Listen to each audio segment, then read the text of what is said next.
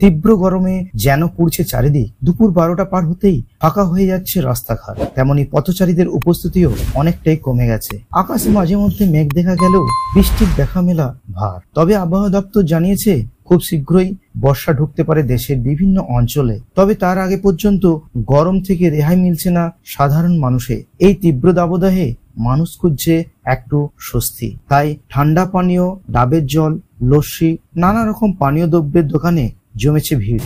40 প্রায় হয় প্রত্যেক বছর। কদিন আগে বেশ ওয়েদারটা ভালো ছিল, কিন্তু গত 2-3 দিন হলো এত গরম পড়েছে, দুদিনেই কাঠফাটা গরম পড়ে গেছে। বেরোচ্ছি তখনই স্কার্ফ টাপ, চশমা টশমা লাগিয়ে, মাথায় টুপি লাগিয়ে বেরোতে। আমার নাম সম্বিত মন্ডল, বাড়ি কাটুইডাঙ্গাতে। আমরা এই মাত্র কলেজ থেকে আসছি। কলেজ থেকে ফেরার পথে খুব গরম করছিল, কারণ বাঁকুড়ায় খুবই গরম পড়েছে।